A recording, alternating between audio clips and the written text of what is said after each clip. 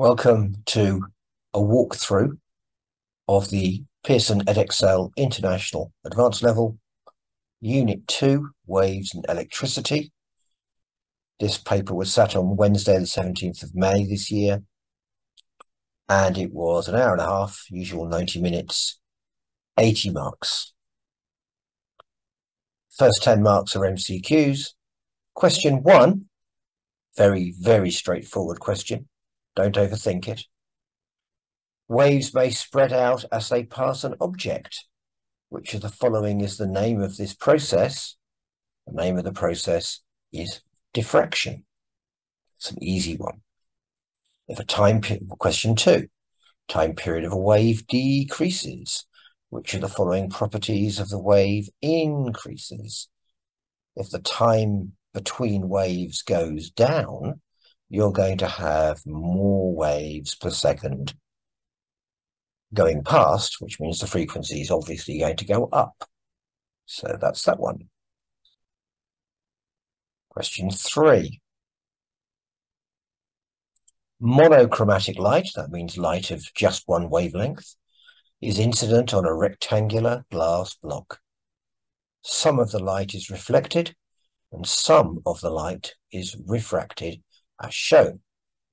Now you can see straight away that because it's bending towards the normal, it's slowing down. So the refractive index in there is higher than the refractive index outside. So it's slowing down, which means that the speed is definitely slowing down. If the speed slows down, the wavelength will get shorter as well. And the intensity, you know it's decreased because some of it's bounced back, some of the light's reflected. So the amount of energy going through its refracted light will be less. So the answer here is frequency, because frequency doesn't change in this situation. All right, so if you thought about it, if this is 100 hertz coming in, whatever, it doesn't matter what the number is, there's 100 waves a second here, and you sit in this glass and you look at this refracted ray, and it's 120, well, where have the 20 waves per second come from? And if it's dropped to 80, where did the 20 waves go every second? No, so frequency always remains constant in this sort of situation. Question 4 is quite tricky. You've got to read the question very, very carefully. I wondered at first, I was looking at this and I'm thinking the current and length of uniform wire is constant. Why are they saying that? Why are they saying it's constant?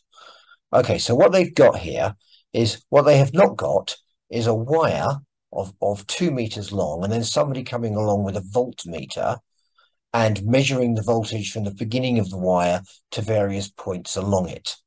That's not what they're talking about.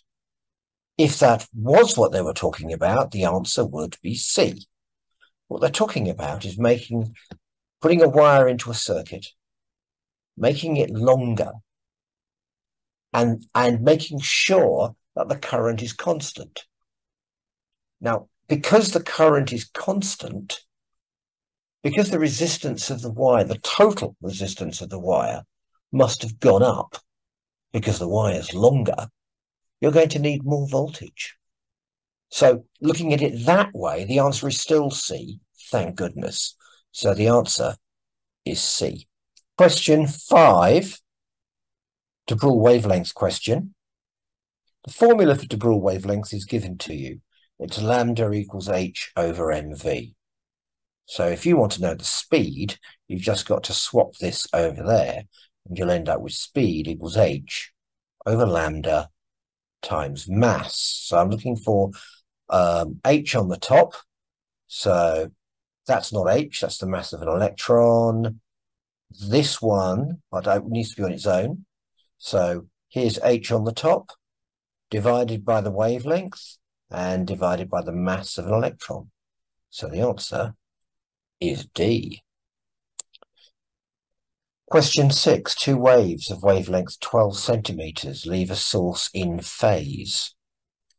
The waves travel along different paths to point X. The path difference at X is 18 centimeters. Which of the following is the phase difference between the two waves at x? You're told that the wavelength is 12 centimeters. If the path difference is 18, that would be 1.5 wavelengths, if you like. So they're 1.5 wavelengths out in terms of path difference. Now, a phase difference is the difference in the positions of the troughs and the crests as seen at that point. A phase difference at a point can't be anything bigger than a wavelength or a cycle, because how would you know? If the path difference was 7.5 wavelengths or 9.5 wavelengths, the phase difference would still be half a cycle. So in this case, it's half a cycle, and half a cycle, you should all know, is 180 degrees, which is pi radians. Question 7. What does coherence mean? It says two waves are coherent. Which of the following must be true for the two waves? Sources are coherent if at a point the phase difference is constant. You can move around and you can have a different phase difference, but at a point, phase difference must be constant with time. And in order for that to be true, they absolutely must have the same frequency. Question 8. Light from a laser is incident on a diffraction grating, causing a series of maxima to be seen on a screen. The positions of the central maximum and first order maximum are shown.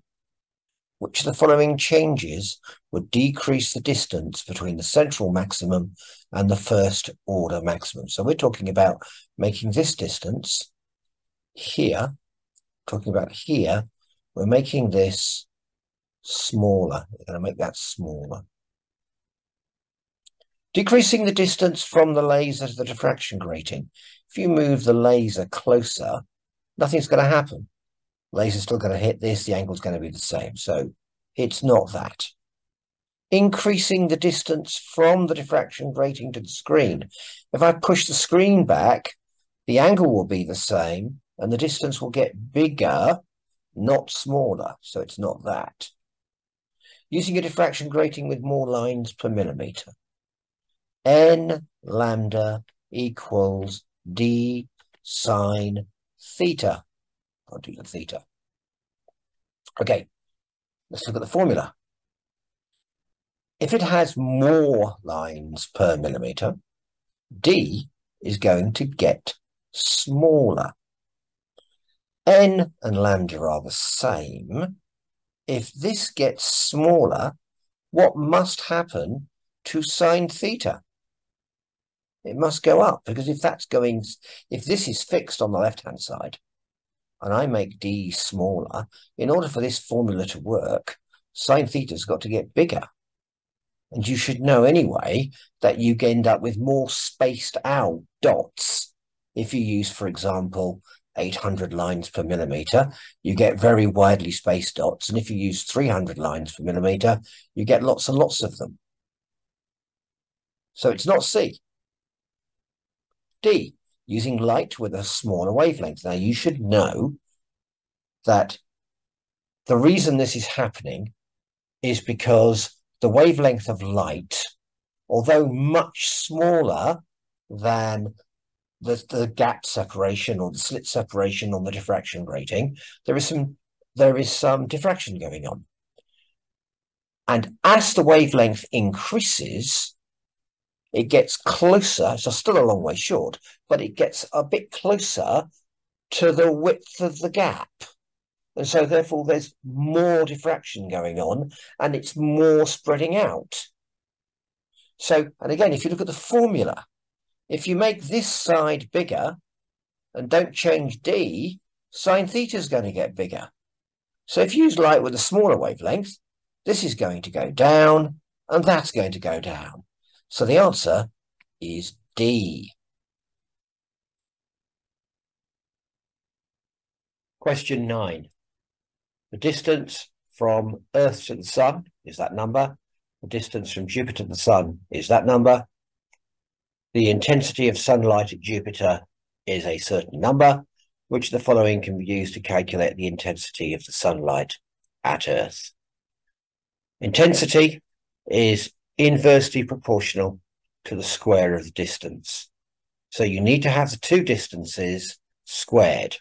So it can't be C or D. It can only be A or B. And the answer is A, because you don't need to worry about the 4 pi. And I'm going to show you in a moment why we don't need to do that. So why don't we need to worry about the 4i? Well, because the intensity at Jupiter is equal to the luminosity of the sun divided by 4 pi distance to Jupiter squared. If I multiply both sides by the distance squared, I will end up with that, L over 4 pi. Well, to now work out the intensity at the Earth, all I have to do is stick distance to Earth squared on the bottom there, which means distance to the Earth squared on the bottom there. The 4 pi stays where it is. We don't need to, because if we did put the 4 pi across and multiply by it, we'd only divide by it later. It would cancel out. So that's the reason why. 10. As the temperature of the filament of a bulb decreases, the resistance of the filament changes. Which of the following is the reason for this change in resistance of the filament? Now, read the question. The temperature is decreasing. The resistance will decrease. And the reason for that is the lattice vibrations decrease, because usually it's about why does the resistance of a light bulb go up as it gets hot? And that's because the lattice vibrations increase. But this time they've turned the question round and they're talking about cooling down. It's just trying to catch you if you read it too quickly. So the answer is A. Question 11. Part of an electrical circuit is shown. In 60 seconds, 4.8 times 10 to the 20 electrons pass point Z. Show that the current at Z is about 1.3 amps. Firstly, you need to know that a show that question means that you're going to be using the 1.3 amps, probably in the very next section part. And if you can't show that it's about 1.3 amps, you can just use the 1.3 and you'll be fine.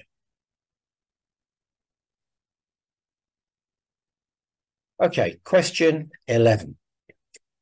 Current is charge in coulombs divided by time in seconds. We're not given the charge in coulombs. We're given the charge in terms of electrons in 60 seconds. The number of electrons is 4.8 times 10 to the 20. And you know that every single electron has a charge on it of 1.6 times 10 to the minus 19 coulombs. So if you take these two numbers, multiply them, and divide by the time, 60, and get your calculator out, 4.8 times 10 to the 20 times 1.6 times 10 to the minus 19, divide by 60, and I get about 1.28 equals 1.28 amps. And 1.28, you can then state that 1.28 is pretty close to 1.3. So there we go. Question 11, part B. In 60 seconds, the resistor transfers 24 joules of energy. Calculate the potential difference across the resistor. Question 11b. We're told that in 60 seconds, the resistor transfers 24 joules of energy. and it wants to know what the potential difference is. Well, we know a potential difference is the amount of work done, the energy transferred per coulomb of charge. Now, there are two ways you can do this. You can do this for the 60 seconds, or you can do it for per second. It's probably easier just to do it over a 60-second period. So we're told that in 60 seconds, the energy transferred is 24 joules. And the charge would be the figure of 1.28 amps that we got previously multiplied by 60.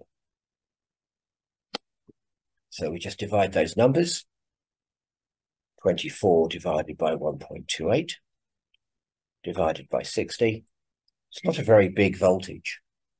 So the potential difference is 0.3125, I suppose, to three significant figures. But this is only two significant figures, so 0.31 volts would be fine as an answer there.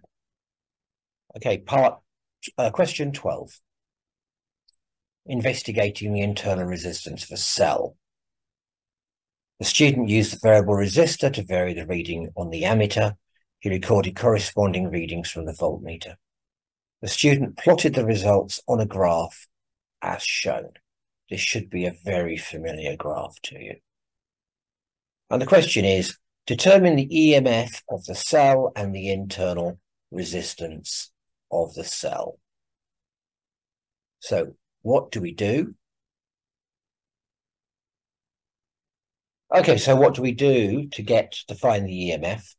We extrapolate the line back, we get our ruler, we draw a line back to the y-axis, and depending on just how straight you do it, I mean, I'm looking here with my ruler on the screen, difficult to draw lines, it's pretty much 1.5, which is likely to be the true EMF of a D cell, for example. So I reckon it's 1.5 volts. But to get the 1.5 volts, I guess you'll have to draw or show that you've extrapolated the line. So what about R, the internal resistance? The internal resistance is the negative of the gradient. Because the gradient's negative, if you negative it, then you'll get a positive number for the internal resistance. So what do? Looking at the graph, we need to get rise and run. So look carefully at the numbers.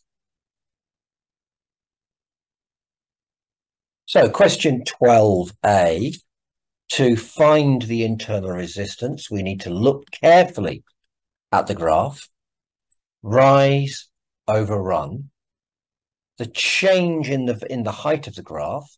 The first data point I have here, I mean, you could use your 1.5 that you extrapolated.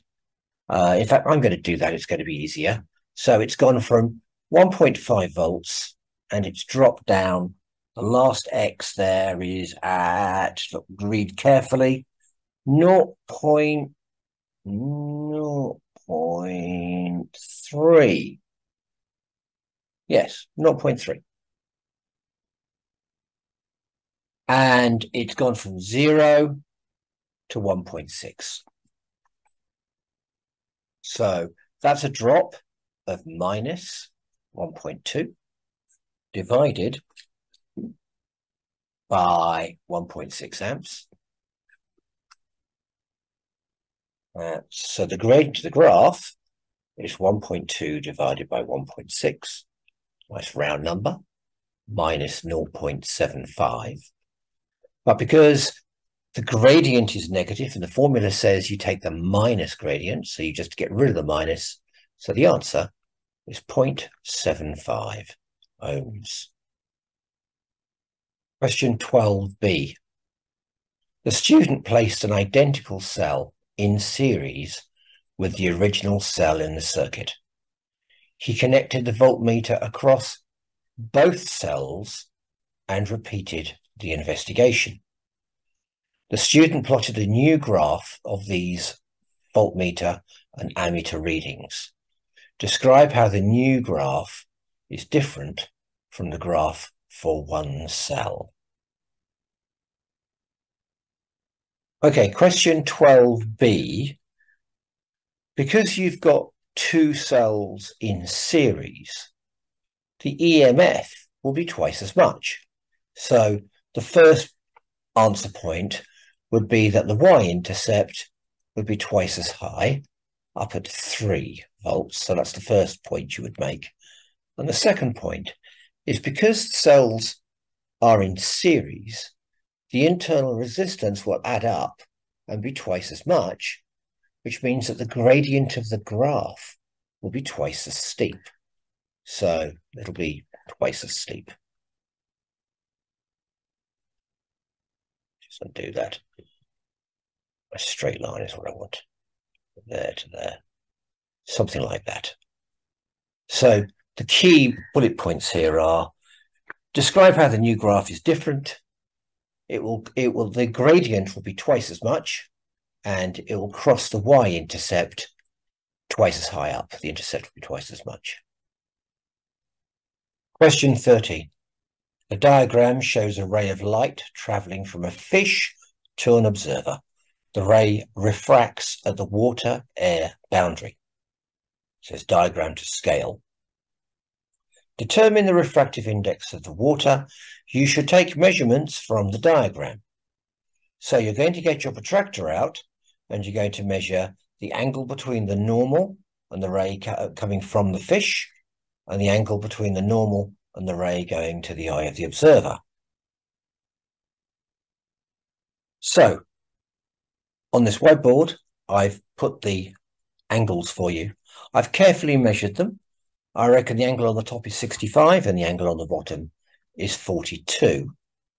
Now, we have a little bit of a problem here because it's coming this way. If you just go, oh, sine I over sine R, in this case, this would then be sine I, that would be sine R, and you'd end up with a number which is smaller than 1, which isn't possible. I don't like using Snell's law. I just prefer to think about it. So the refractive index down here of the water will simply equal the sine of the bigger number, sine 65, divided by sine of 42. Get your calculator out. Sine 65 divide sine 42. And that makes my eta 1.35, which sounds about right for water anyway. Question 13b. The diagram shows light from the sun reflecting from the water surface into the eye of the observer. So here comes the little ray from the sun bouncing up into the eye of the observer.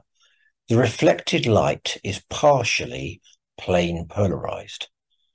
Explain the difference between unpolarized and plane polarized light.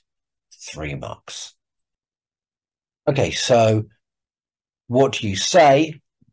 You basically cover this. Now you can either talk about the plane of oscillation, or you can talk about the direction of oscillation. Don't mix them up. I recommend that you talk about the direction of oscillation. So in unpolarized light, the direction of oscillation is in many directions. And that direction is, of course, perpendicular to the direction of energy propagation.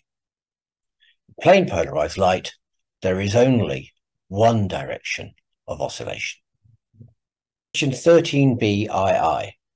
Reducing the intensity of the reflected light would help the observer see the fish. Explain how the observer can use a polarizing filter to reduce the intensity of the reflected light. 2 marking points here. 1, take the polarizing filter and hold between your eye and the surface of the water. And then the second marking point would be to rotate the single polarizing filter As the filter is rotated, it will cut out some of the partially polarized light that's been reflected and allow through some of the light from the fish. So you have to have the idea of using a single polarizing filter, holding it up between your eye and the surface of the water, rotating it, and as you rotate it, there'll come a point where it's cutting out most of the glare, and you should be able to see the fish. Question 14. This is what we call the 6 marker. It has a star so that it tells you that you need to make sure not only do you make bullet points, but you link together your points and in a coherent narrative thread. The question: the circuit shown contains a fixed resistor and a light-dependent resistor, LDR. Explain why the power dissipated by the whole circuit changes as the intensity of the light incident on the LDR increases. You should refer to why the resistance of an LDR changes as light intensity increases. Okay, so the way it normally works is that they're looking for up to 6 marking points, and that scores you 4 points, plus an additional 2 marks for putting it all together in a proper narrative thread and making one point flow into the other. What I've written here would probably not get all 6 marks because I haven't put the therefores, whys and becauses in there, but you basically need to wrap it around with nice words. In terms of the 4 points for content marks, number 1, as the light intensity falling on the LDR increases, more electrons are moved from the valence band to the conduction band. That's definitely going to get you a mark. Because there are now more conduction electrons, the resistance of the LDR decreases. The total resistance of the circuit will decrease. The EMF will remain constant, so the current will increase. I'm not sure whether you get the mark for the total power dissipated circuit is I squared R because that's given to you, but you will certainly get a mark for saying that whilst I is indirectly proportional to total resistance, because current is squared in the power equation, the power will increase as the light intensity increases. So you've explained what will happen and why it will happen. Ultrasound, this is question 15. Ultrasound can be used to check for cracks in metal beams. A transducer emits a pulse of ultrasound into a metal beam. The same transducer detects the returning pulses. Part of a metal beam is shown. The beam contains 3 cracks, A, B, and C, and its actual size. When it says its actual size, that's a clue. That means they expect you to get your ruler out and measure distances on the diagram. The transducer detects a returning pulse from each crack. Explain why there is a returning pulse from crack B. This is actually quite an interesting question because you could argue that the ultrasound leaves the transducer, heads down to crack A, and when at crack A, there's a big change in what you can call the density, or is better and more accurately called acoustic impedance. The bigger the change in that acoustic impedance, the far more of the ultrasound will be reflected. So if that crack A was full of air, or had a little bit of air in it, I would expect perhaps 90% of the signal to be reflected back from crack A, with only a very small amount going past crack A. Never mind, I expect some to get down to crack B, and when it gets to crack B, there'll be another change, a boundary between the metal and whatever's in the crack, I'm presuming air, and there'll be reflection back, and so it will reflect back. Now, interestingly, of course, you could say that the reflected ray will then bounce back off the bottom of crack A and it won't get back. But these things are very complicated when you've got two situations like this.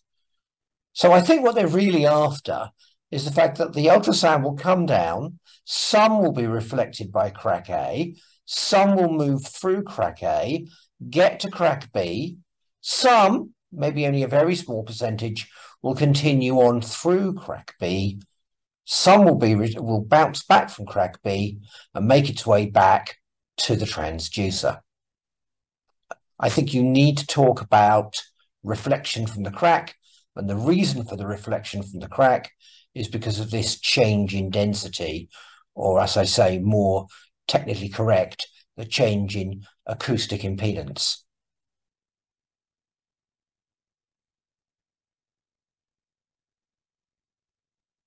Part B. One pulse returns 1.4 times 10 to the minus 5 after being emitted by the transducer. Deduce whether the pulse has returned from crack A, crack B, or crack C. You should take measurements from the diagram, and they give you a speed of ultrasound in the metal.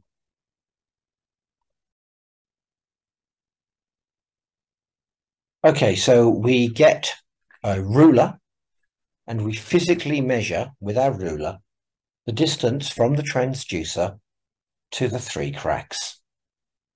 I've measured them. I'm pretty good with these. I feel happy with these numbers, 4.3, about 7.3 and 10.3. The lines aren't straight. There's a bit of wiggle room there. That's fine. The distance traveled by the ultrasound is going to be the time it was traveling multiplied by the speed. You're told both numbers. So if you multiply them together, you know the distance traveled by the ultrasound is 0.0826 meters, which is about 8.3 centimeters. But that's there and back. So you need to halve it to get about 4.1, which is close enough to the distance for crack A. So I think you just need to finish it by saying, therefore, it must be crack A, because none of the others would fit that data at all. There you go. Question 15, part C. Explain why ultrasound used to detect cracks in metal beams usually has frequencies of megahertz rather than kilohertz. 2 marks. You might be able to just get away by saying the higher the frequency, the lower the wavelength, and the lower the wavelength, the higher the resolution. That probably would get you the 2 marks. A more complete answer would possibly involve just doing a couple of quick calculations, as I've done there, and saying that if you were talking about kilohertz, the wavelength would be in the order of literally meters or a meter. But if the frequency was 5 megahertz, the wavelength would be around a millimeter. I don't think you need to know this, but the resolution of ultrasound is dictated by the wavelength, and there's a formula, and I think resolution is about half a wavelength. So the certainty with which you can pin down a reflecting boundary is about half a wavelength. So that means that you'll be able to position the crack to within a millimeter or so with megahertz ultrasound, and you really wouldn't have a clue if you were using 5 kilohertz. I hope that covers all those points. Question 16. Drivers use car headlights to emit light in dark conditions. The graph shows how current I varies with potential difference V for a car headlight. So you've got voltage along the bottom, current up the side, and that looks quite like a filament light bulb. It's not clear whether it is a filament light bulb, but you can see that it's not a straight line, and you should know from that shape of graph that what's happening here is as the voltage is increasing and the current's increasing, the resistance is increasing. Now the question, the headlight will emit when it dissipates at least 35 watts of power.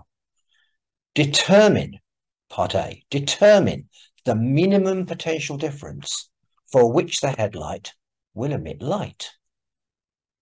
So what we need to do is we need to walk along the graph and take pairs of data, multiply them together and see if we get 35. So for example, if we just choose 8 volts and multiply 8 volts by, what's that, about 3.7?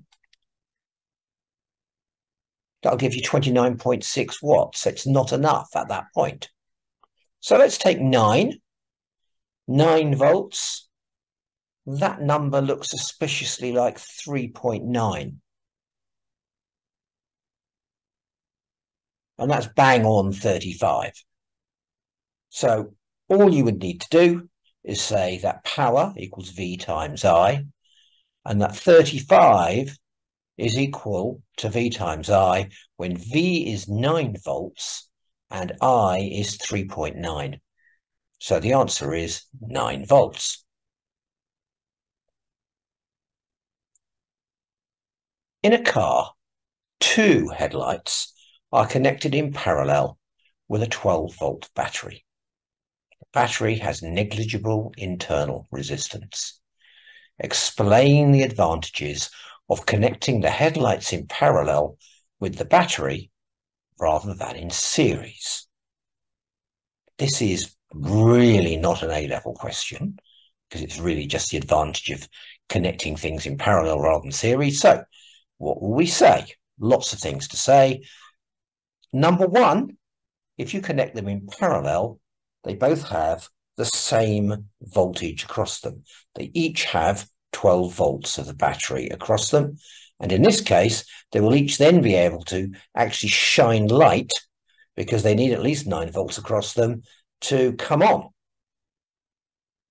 Whereas if you connected them in series, they would share the voltage between them. They would each get 6 volts. 6 volts wouldn't even be enough to put the light bulb on. So I reckon there's 2 marks for that.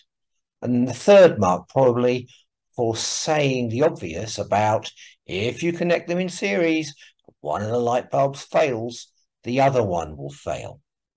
Whereas if they're connected in parallel, one could become faulty and the other will continue working. A pretty straightforward 3 marks, I think. Part BII. A student writes the following statement. When connected to the 12-volt battery, the combined resistance of 2 headlights in parallel is 1/4 of the combined resistance of 2 headlights in series. Deduce whether the student is correct. Your answer should include calculations using data from the graph. Now, many of you would read that statement and say, yeah, I think that's true. I remember doing stuff about electricity, and we know that the combined resistance of 2 things in parallel is halved if they're the same. And if you put them together, it's doubled up. So you're comparing a half to a double, and that looks like a 4. So it's probably correct, but not so fast. Okay, so when you put 2 resistors in series, the resistance simply doubles up. So the resistance of this will be 2R. And when you put them in parallel, the resistance of 2 of them will be R over 2 because of the law of putting things in parallel. So you're now comparing 2R against R over 2. That's a factor of 4. And that seems to be what the student is saying. However, here's the big caveat. These are not straightforward resistors. They don't maintain constant resistance. They vary because as you put more voltage through, the resistance goes up. So what you've got to do is go back to the graph and think about the individual situations. So it says here, the combined resistance of 2 headlights in parallel is 1/4 of the combined resistance of 2 headlights in series. So let's check it. So when they're in parallel, they were going to have 12 volts across them, and the current through each would be, according to the graph, 4.6. So let me change the color on this. So 12 volts divided by 4.6 means that the resistance of each one, 12 divided by 4.6, would be 2.61 ohms. If they're in parallel, the total will be half that. So we now have a figure. The total resistance in parallel will be 1.3-ish ohms. 1.3 ohms. Now let's compare that when they're in series. When they're in series, they're sharing the voltage. So they're only going to have 6 volts across each. So we look on the graph at 6 volts. And 6 volts, oh, there we go, 6 volts. There's a cross there. It's very close to 3.2. Let's call it 3.2. So 6 divided by 3.2. 6 divided by 3.2 is 1.9-ish. But there's 2 of them, so we double that. So the total resistance will be about 3.75 ohms. Well, 3.75 is not 4 times 1.3, is it? 3.75 divided by 1.3, it's only about 2.9 times more. And the student said that it would be the combiner resistance is 1/4.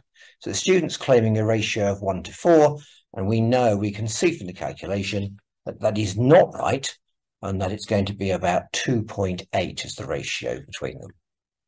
I hope that's very clear. Part C. The headlights are connected in the circuit using copper wire. The current in the wire is 4.6 amps.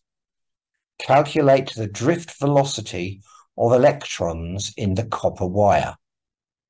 They give you the number of charge carriers per cubic meter. They give you the resistivity of copper and the resistance per unit length of the copper wire. That's interesting. Okay, so how do we do part C? Oh, we've given the formula. The current in the wire is NAVQ, or E. It's the charge on an electron. We've been given the current, we've been given N, and we know what Q is. It's the charge on an electron. Well, we haven't been given A. So it's going to be difficult to rearrange this to work out what V is, because we don't have A. But we do have some more information. We know that resistance equals rho L over A. That's the standard formula. We're told the resistance per unit length. Resistance per unit length would be the resistance of 1 meter. So we have a simple formula, put the numbers in. 1.75 times 10 to the minus 2 ohms equals the number we were given, multiplied by 1 meter divided by A. So we can simply rearrange this and find that A is 9.83 times 10 to the minus 7 square meters. We now put this number into the A of the formula, and we rearrange it to give V equals I over NAQ. So we've now got all the numbers, and we stick them into a calculator. So let's all do that together. I is 4.6. N is that terribly big number they gave us. That's 8.49 times 10 to the 28. A is this number down here. And Q is 1.6 times 10 to the minus 19. So, quick way to do this. Do the bottom line, reciprocate it, and multiply it by 4.6. So I'm going to go 8.49 times 10 to the 28. multiplied by 9.83 times 10 to the minus 7. I'm going to multiply that by 1.6 times 10 to the minus 19. I get 13,353. Reciprocate, multiply 4.6. And my final answer is for V is 3.44 times 10 to the minus 4 meters per second. Press my engineering button. I mean, you could write down, I would always write it down as 343 microns per second, but this is fine, standard form, 3.44 times 10 to the minus 4 meters per second. That's a lot of work for 3 marks.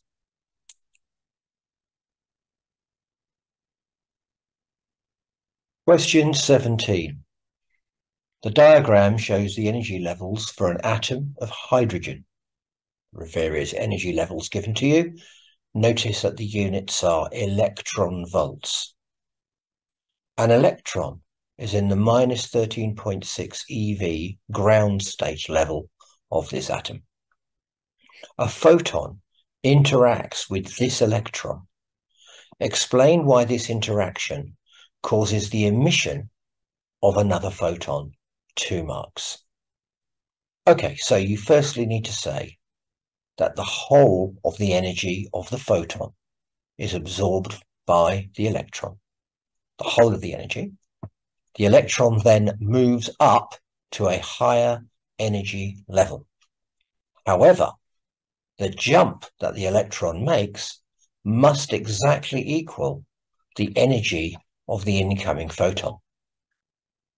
It then, after a period of time, which could be a nanosecond, could be a few seconds, the electron will then fall back down to its original ground state, and in so doing will emit a photon of a precise wavelength which matches the jump back down. I'm not entirely sure how little you could get away with for all 2 marks. I think the idea is that you would have to say that it wholly absorbs the energy of the photon, that the amount of energy of the photon exactly matches the jump up, and that when it falls back down again, it emits a photon of a precise wavelength that matches the energy drop.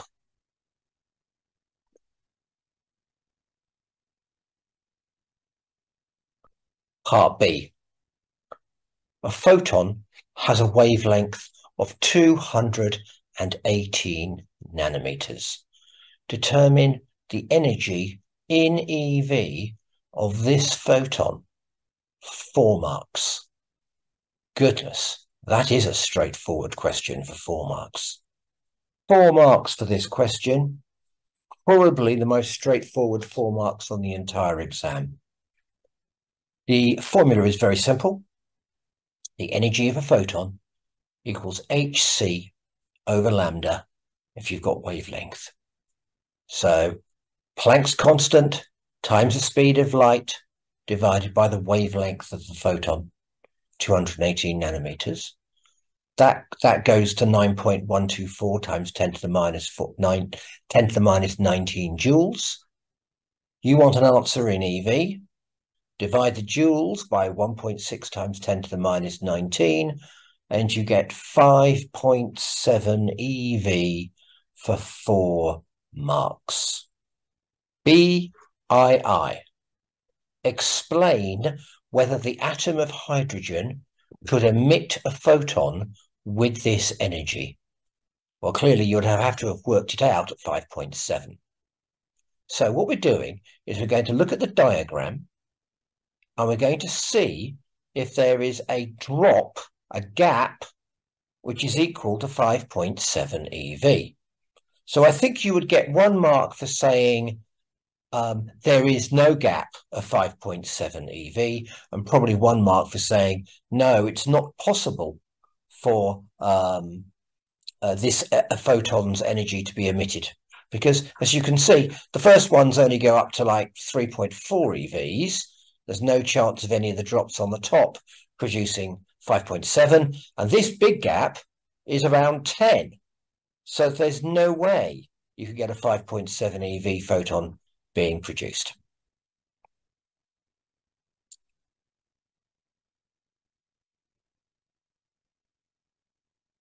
Part C. Photons with energy of that much are incident upon the surface of a metal plate. The metal surface releases electrons due to the photoelectric effect. Calculate the maximum possible speed of the electrons. And they've given you the work function. Nice. So how do we do the question? We write down the photoelectric formula. Energy of photon is equal to the work function plus the maximum kinetic energy of the emitted photoelectrons.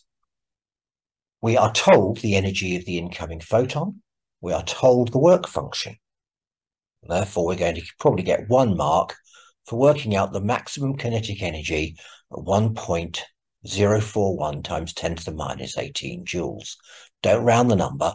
We're now going to, using this number, we're going to calculate the maximum possible speed.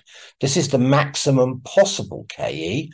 So the maximum possible speed will simply be working out V from the formula. Kinetic energy is half mv squared. And you should all know that if you have the figure for kinetic energy, to get the V, all we do is we times it by 2, divide by the mass of an electron, and square root the whole thing. And when you do that, you get an answer of 1.51 times 10 to the 6 meters per second.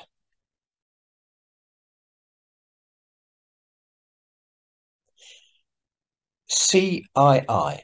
Explain why the photoelectric effect demonstrates light behaving as a particle rather than a wave. This is something that hopefully you've all learnt the standard answers to this type of question. Let me share with you 3 major bullet points. Okay, so here are some bullet points that you could put forward to get those 3 marks. The first key one, emission of photoelectrons is instantaneous. There's no delay associated with a buildup of energy that you would expect from a wave model. If you increase the intensity below the threshold frequency, you can't get any photoelectrons coming out. And the wave model would predict that you would be able to do that. Increasing frequency above the threshold frequency causes an increase in the stopping voltage. I think that's probably enough for that. Question 18. The photograph shows a musical instrument called a violin. The violin has 4 strings. Each string is held in a fixed position by a peg and at the bridge. When a string is plucked, a stationary wave forms on the string. Explain how a stationary wave forms on the string. A very straightforward question. Okay, so for 18A, explain how a stationary wave forms on the string. 3 points. You need to say that there is a travelling wave moving along the string. That'll get you the first mark. You need to talk about it reflecting at the fixed ends of the string. And because this is a violin, you could make mention of the peg and the bridge as being the reflection points.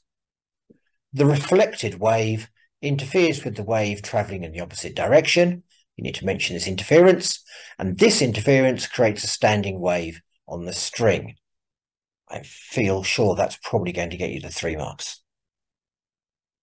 Question 18B. The simplest stationary wave that can be formed on the string has a node, N, at each end, and an antinode, A, at the centre, as shown. this should be something you're completely familiar with. The frequency of this wave is called the fundamental frequency. The strings on a violin have different fundamental frequencies as shown in the table. So 4 different strings, increasing fundamental frequency. The tension in one of the strings is 71.5 newtons, the length of the string is 32 centimeters, and the mass per unit length of the string is 2.03 times 10 to the minus 3 kilograms per meter. Deduce whether this is string 1, 2, 3, or 4. A very straightforward question. Okay, so how do we handle part B? There are 2 equations that we're going to combine together. The first equation is the simple wave equation. The speed of a wave divided by the wavelength is the frequency. So when we're talking about the speed of the wave, we're talking about the speed of the traveling wave moving along the string. You are provided with a formula, the square root of tension divided by mu. The tension is 71.5, mu is 2.03 times 10 to the minus 3. If you do the maths, the wave speed is 187.7 meters per second. You're bound to get a mark at that point. You need to know that for a string vibrating at fundamental frequency, what you've got there is a node, an antinode, and a node, and the distance between a node and a node is always half a wavelength. So the wavelength of this wave is twice the length of the string, which is 0.64. That'll also get you a mark. You now, very simply, divide your wave speed by your wavelength to get 293.3 hertz, and that's a very close match to string 2, which is 294 hertz. And for your final mark, you'll have to write this matches very closely to string 2, therefore it must be string 2. Last part, C. The stationary wave on the string causes sound waves to be transmitted through the air. Describe the similarities and differences between the stationary wave on the string and the sound waves transmitted through the air. 5 marks. Okay, so this is what I've come up with. I have to be honest, I'm struggling with all 5 marks. To me, there is only one similarity, and that is that they will have the same frequency because the vibration of the string is driving the sound wave. So I reckon the similarity is they have the same frequency. All the rest, as far as I can see, are really differences. The easy one is that the stationary wave is transverse and the sound waves are longitudinal. You can't talk about the speed of the stationary wave because by definition it's stationary. But you could mention, though I'm not sure whether you'll get a mark for this, but the traveling wave on the string will usually have a different speed to that of sound in air. You could then expand on this business and say the stationary wave has nodes and antinodes. The sound wave has compressions and rarefactions. And there at that point, I'm sort of run out of ideas. Maybe they want you to talk about the maximum displacement of the stationary wave. So when it's maximally displaced, I would think that that probably corresponds to the rarefaction and compression. So when you've got maximum displacement of the stationary wave, I think that's probably driving the rarefactions and compressions.